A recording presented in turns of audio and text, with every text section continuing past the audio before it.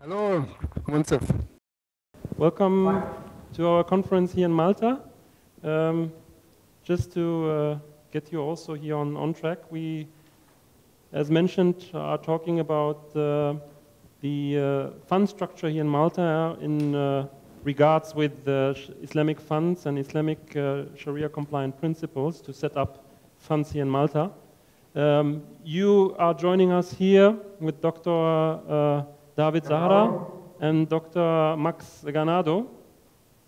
And yeah, we would start our discussions especially on usage funds and trying to see how we can get the connection between structure and Sharia compliancy.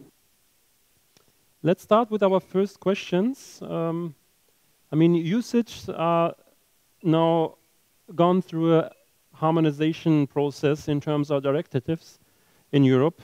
The number of funds has risen from 3,750 up to 7,100. So that seems there is a certain mood and favor to this kind of structure. Let me start passing the question here to our speakers on the table.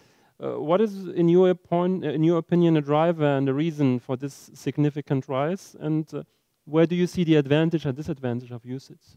I think to put the reasons why possibly there has been this increase in the use of usage. I mean, I would say it's because of there's more certainty as to a level harmonized regulatory framework, which is common in different jurisdictions within the European Union, which means that cross-border distribution is a simpler process, therefore the market is even wider, and therefore promoters and managers are looking at usage as a product which can lead and grant access to a number of markets in a very simple procedure, simple manner.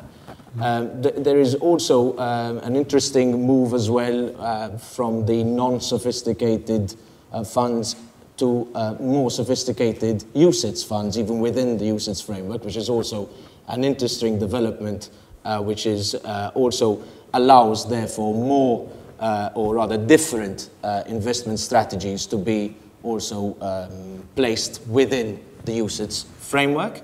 And I think it's also an increased level of investor protection disclosure, which also gives a certificate of sort of safety for investors, which, of course, when we're speaking about usage funds, we're talking about retail investors, as opposed to the PIF structure, where we're talking about professional and institutional investors. So that is an important distinction that we need to keep in mind. As a disadvantage, possibly, I mean, it's the restrictions within which one can move when you are within the usage framework. Of course, there are a list of eligible assets which and eligible investments which one can act within simply that straitjacket. Therefore, the limitations are there. Therefore, there is the possibility, of course, of you know, I mean, tracking error, where the original investment objective of the promoters might not be followed throughout and be fully compliant when they are actually carrying out the investments through the fund and being active through the fund. So that is an important, I think, disadvantage, where, or rather, well, more rather than a disadvantage, probably a characteristic, where you could have limitations imposed, obviously, on the original investment objective. We have now also Dr. Rüdiger Litten from Frankfurt with us, from Norton Rose. Yeah, thank you for joining us as well from Frankfurt. We are here in the panel of discussing the structure of usage funds, especially in use for Islamic financial structures or principles. Very good. At the moment, we're at the introduction, where Dr. Gallardo is giving us his comment and statement about the advantage and disadvantage of usage and the structure. We've been discussing this in Malta for several years, and I think we need to, you know, take stock in terms of what we're trying to discover. And one of the issues is that before you can move into an industry, you have to understand the perceptions around it. Unless you understand what is driving money into these particular funds, in other words, what is making people use them as an alternative to normal investments, then you can't appreciate what's going to be more attractive in Malta or not.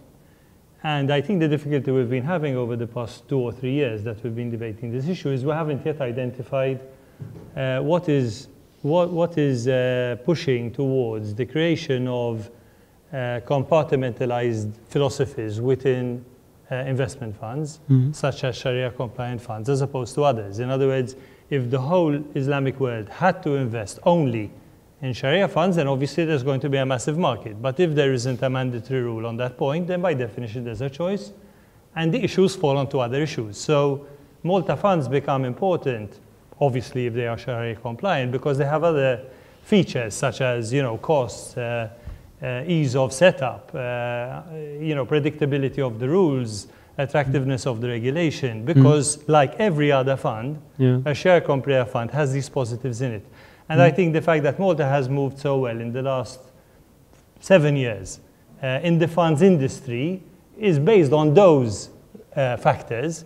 The friendly regulator, the ability to turn around things quickly, the ability to communicate at the right level of efficiencies and clarity and so on, plus the legal system that supports it.